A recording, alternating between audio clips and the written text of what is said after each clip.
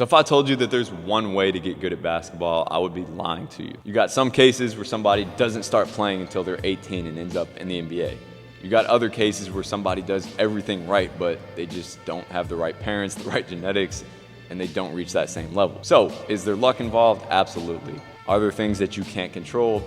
100%. But I grew up around a lot of really good players coming from the Washington, D.C. area. I've worked with a lot of good players. I've been around a lot of good players as I've traveled the world for basketball. And I really enjoy asking them and diving into how they grew up, right? What makes them who they are. And there are some patterns, some things that are usually there in almost all of these cases that I want to talk to you guys about today. Again, don't put too much pressure on yourself to follow this perfectly, but this is generally how I would say, if I had to answer in 10 minutes or whatever it is, how somebody can get good at basketball. Let's dive in. So number one, play a lot of basketball. It's not rocket science. So between Anders Ericsson and Malcolm Gladwell, who are two GOATs, this 10,000 hours theory was popularized, and there's definitely some value behind it, right? If you do something for 10,000 freaking hours, you're gonna get good at it. But whether we use that theory or just look at it logically, the theory was always that if you do something for this amount of time, you're gonna develop expertise with that task, right? Now, somewhere along the line, we decided that training hours equals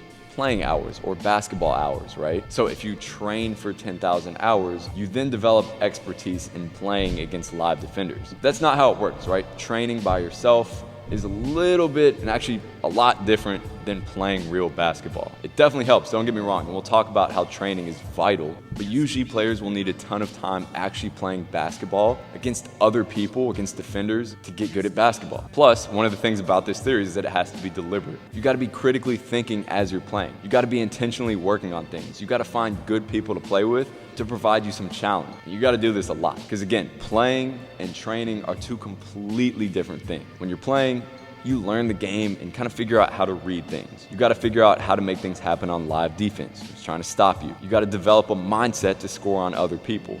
You got to learn to adapt to the defense and the crazy amount of situations that we can see in basketball. All of these are things that, again, we don't see when we're training by ourselves. And realistically, the players who are surrounded by good players and tend to play with them a lot, especially growing up, they get pretty damn good. This doesn't mean you have to be in the gym with all NBA players every day, but if you can find good players to play with, or just decent players at that, and do that a lot, chances are you're gonna get pretty good at basketball. I was actually talking to two former NBA guys in the last couple weeks, both of them who told kind of similar variations of the same story, and that's that some of the best players that they've ever played with, and this includes guys like Harden, Eric Gordon, Chris Paul, etc., rather than going and getting up shots after every practice, which they would do sometimes, they would just go play one-on-one. And it's not like they're just doing this for fun. Like, that was their workout. They'd be like, let's go get our work in. And they would go over there and play one-on-one. And this is a perfect example of how sometimes we see like live play as a supplement to the training that we do by ourselves. But in reality, that training that we do by ourselves should be a supplement to all that we're playing. Which brings up point number two, training in a very calculated way. So again, think about live play as your bulk of development, whether it's 1v1, 2v2, 3v3, playing full open run fives, and then doing small-sided games or setting up these games to work on specific things like I do all the time with players that I train. And then the stuff that you do by yourself is just a supplement to help you continue to get better at these things. Because through play, we try things out, we get a feel for our game, we're able to visualize things better and feel these out more. Then we go back to the drawing board, get in the lab by ourselves or with a few other people, and deliberately work on these skills that we feel like we need to train. Now, don't get me wrong, especially for skills like shooting and some other skills, we need time, we need reps. And if you aren't spending hours a week working on your shot, getting up really quality reps, chances are you are leaving a lot of potential on the table. But again, this should just be a supplement to the play that we do. Again, I know in some situations it won't work like this. You won't be able to find a gym, you won't be able to find people to play with, whatever it may be. And I'm not saying this is absolutely necessary, like this is the only way that you're gonna get good, but this is just a pattern that I've seen in most of the best players that I've worked with. They just grew up playing a lot, they continue to play a lot, and because of that, they get good at actual basketball, not just training. But point being, on the training side of things, make sure you're training smart, make sure you're working on things in a way that really challenges you, and make sure you're working on things that apply to your game based on what you see in that live play. Number three, especially when you're young, but really for anybody, just continue to try things out, experiment. The players that I've worked with and talked to who have the best handles, they always mention like, yeah, I just brought my ball with me everywhere. I'll just try things out. I'll play 1v1 and just Experiment. I remember kids growing up who ended up having great handles who we would walk to the metro stop, we would be dribbling, you get on, somebody would have to tell them to stop dribbling on the train, you get off the train stop, dribble to the park, then go play 1v1 and keep dribbling. And this is how it's done, right? In my opinion, at least, drills, of course, can be great, right? Like these stationary ball handling drills, but especially as a young kid, you just need reps, right? And you got to be fluid, you got to try things out, you got to be creative with these things. Then you got to watch some of the best players, some of your favorite players, and just try to do what they do. Not necessarily only, the flashiest things, but just try to emulate good players. Experiment with this, try it on live defense, and just continue to challenge your limits in any way, right? If you ask any good finisher around the rim, for example, they'll probably tell you they just went to the park and tried stuff out. They did 360 layups. They tried to spin the ball off the glass a bunch of different ways. He grew up playing on a rim that was missing pieces on the backboard. So picture going up to the rim this way, you have no backboard to finish now that somebody's on your arm. So he learned how to spin it to where it could hit the left side, go in on the right. So that's how he learned those weird angles to twist the ball off of, because his backboard missing pieces. was missing. That's crazy. I'm like, dog, that's insane.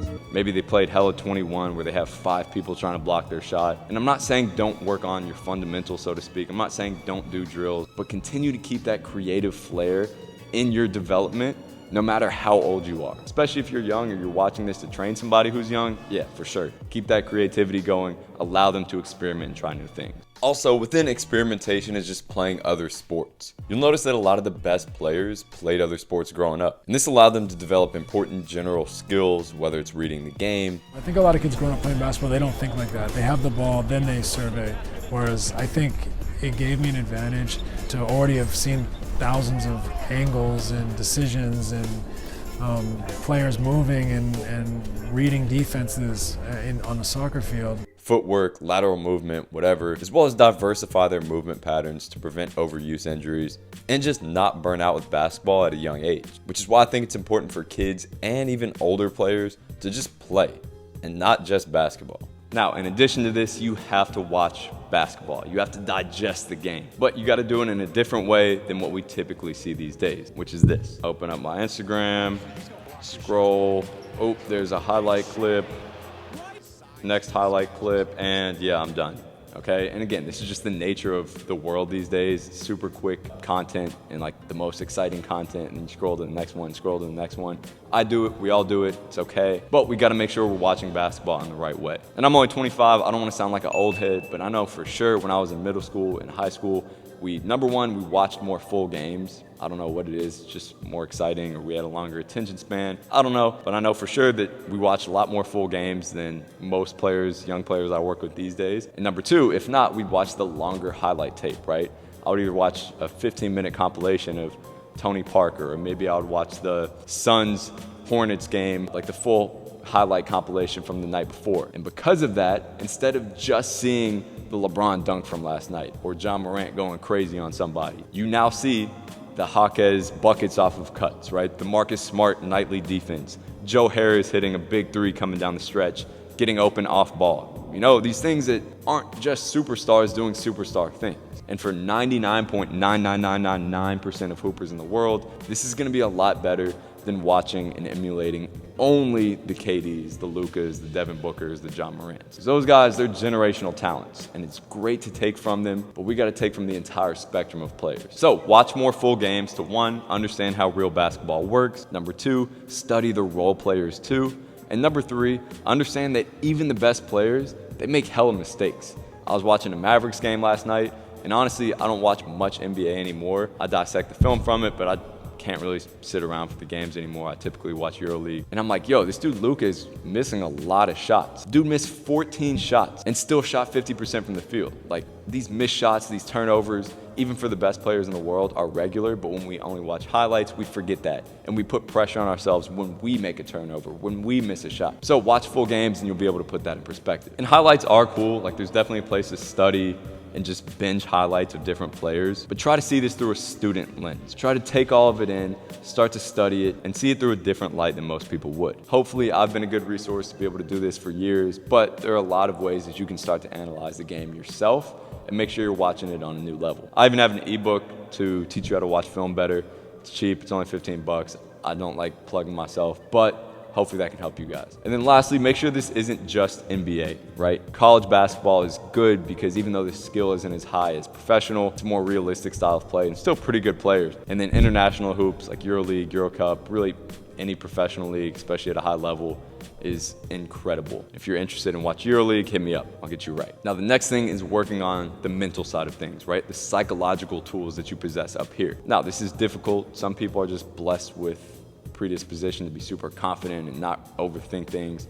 Other people aren't, right? And that's just how it is. And this video will be an hour long if I talked about all this. So make sure to check out this video here. But please, please, please understand the importance of working on the psychological side of things. I promise you guys, it's not just cliche. It's not just BS. This will change your game and career. And then lastly, get more athletic. Again, sometimes we overthink this. A lot of this just comes down to, unfortunately, genetics, playing other sports growing up, just jumping and running around a lot as a kid. Like again, a lot of the most bouncy players I've talked to, I'm like, yo, what did you do when you were younger? Like, did you lift weights? I doubt it, but maybe. Like, how'd you get athletic? Number one, they chose the right parents. Number two, a lot of them will say like, yeah, I just jumped up and tried to touch things a lot. And it's just how it is, right? The more that you jump, the more athletic you're gonna get. The more that you sprint, the more athletic that you're gonna get. So continue to do athletic things. Obviously, even if you are somebody who's blessed with incredible athleticism, make sure to continue to get strong, to follow a consistent plan, and don't overthink the perfect way to do this. Again, something I post a lot of content about and even have a full program for. But make sure you're getting strong, but also not prioritizing this over the game unless it's a very special case. So yes, this is a very long-winded video in a lot of ways, but I want you guys to realize that although all of these are essential in some way or another, none of them are inherently more important than another one. Maybe for somebody who grew up just hooping, they never did any drills, the results that they get from being in the gym by themselves or with a trainer and just working on their game is gonna be incredible versus somebody who's done drills their whole life. They probably need to go play more and just get experience in a live game. So everyone's gonna have different priorities. Everyone's answer to improving the most and reaching their potential is gonna be a little bit different. But consider which ones you've missed out on the most, fill in these gaps, and I promise you guys, you're gonna get pretty freaking good at basketball. Don't overthink it, just get to it, guys. I'm excited to see how you guys continue to progress and improve. Hopefully, again, I've been able to help you guys over the years, and we're only getting started.